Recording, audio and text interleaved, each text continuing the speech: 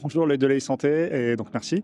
Donc je suis Pierre-Jean Matoussan, moi je suis dirigeant d'une société qui s'appelle Insimo, qui est basée à Strasbourg, donc dans un campus de technologie médicale qui est vraiment irrigué par la robotique médicale depuis très longtemps, notamment par la présence de l'IRCAD sur place, qui a été vraiment en pointe, même on va dire parmi les pionniers, on va dire en robotique chirurgicale et surtout en téléchirurgie.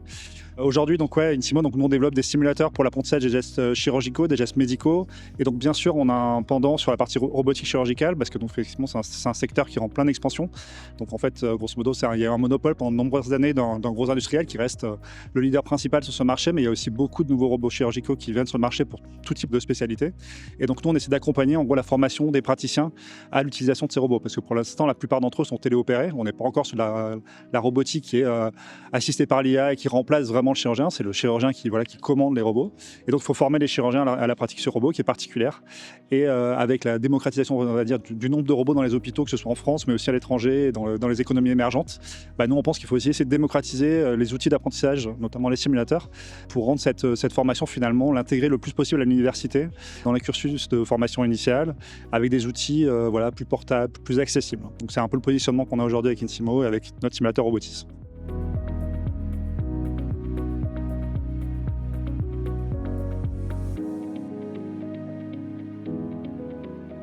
Insimo, on est vraiment à la croisée de tous ces chemins-là. Donc, on est une société qui est issue de la recherche informatique. Donc, on vient d'INRIA. Nous, on est des experts initialement de la simulation biomécanique interactive. Donc, c'était vraiment le cœur de métier de l'équipe de recherche dont je suis issu. Moi, alors, j'étais juste ingénieur de recherche, mais on a monté cette société-là avec des chercheurs INRIA. Effectivement, on a incubé la société dans l'IHU de Strasbourg.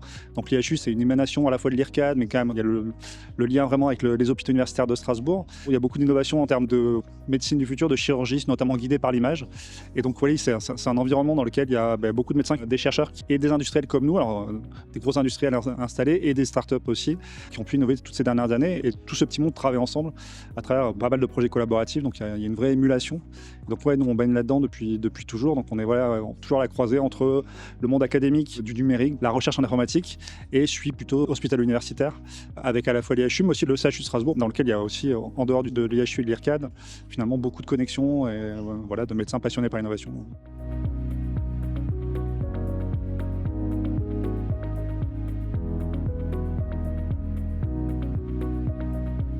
Le but de toutes ces solutions-là, c'est de retarder, on va dire, le plus possible le premier geste d'apprentissage sur un patient. Donc, ça, en gros, de virtualiser ces environnements-là, exactement comme dans l'aéronautique. D'essayer d'améliorer de plus en plus ces outils, à la fois pour les rendre plus disponibles aux étudiants, plus réalistes aussi, pour que l'apprentissage soit de plus en plus, on va dire, efficace et en autonomie sur les simulateurs. Et effectivement, dérisquer, on va dire, les premiers gestes sur le patient, parce qu'à un moment donné, il faut y passer. Mieux on est formé à ce moment-là, mieux ça se passera a priori pour les patients. Donc, limiter le risque clinique, tout simplement.